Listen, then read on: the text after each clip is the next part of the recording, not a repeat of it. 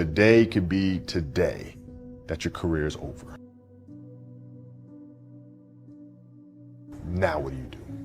You have these ideas about doing something with your life after basketball, but what if today is the day that's it?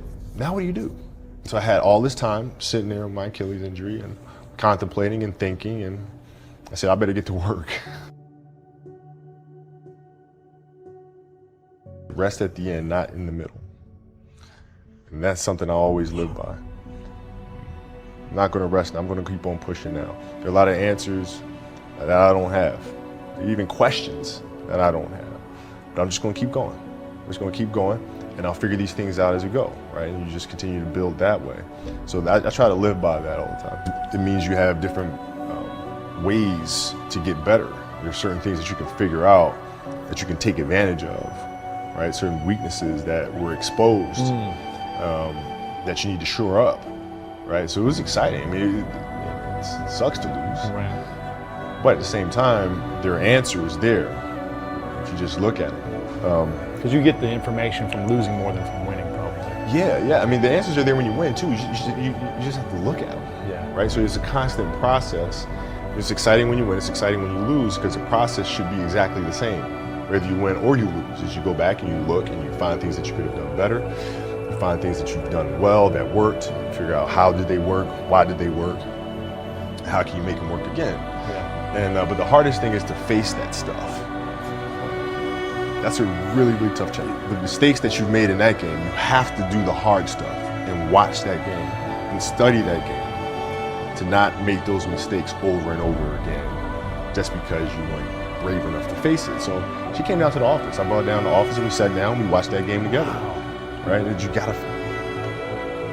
deal with it. Face it. You gotta deal with it. Face it, learn from it. There's the gap. You know, and all those little things, and it sucks. But you don't want to have that feeling again, do you? Right? So you gotta really study it, face it.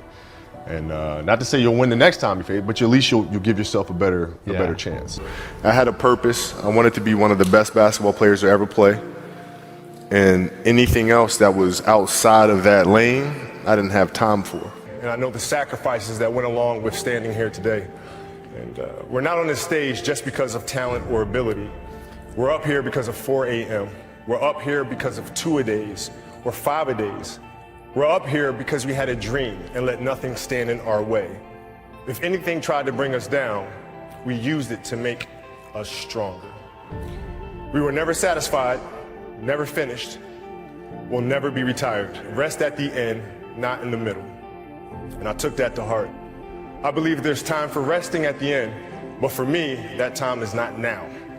Thank you for this tremendous honor in acknowledging my basketball career, but I'm far from done. My next dream is to be honored one day for inspiring the next generation of athletes to have a dream, sacrifice for it, and never ever rest in the middle. You know, basketball for me was the most important thing.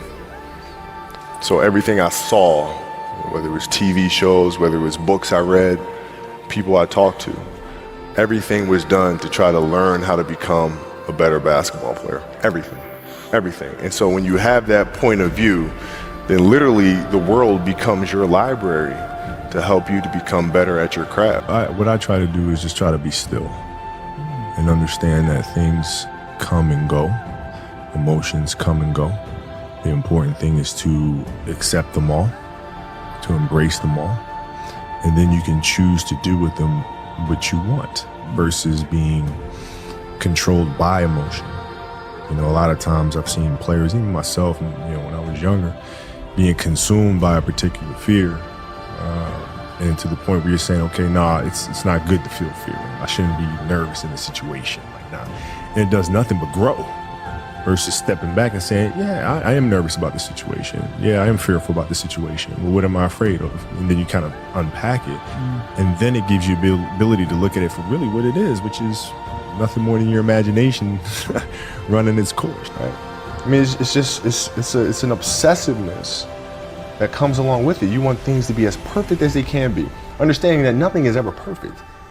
But the challenge is try to get them as perfect as they can be. And what can you do? It's in your control. So control what you can. I can watch film all day long. It's going to help me Get better. Yes.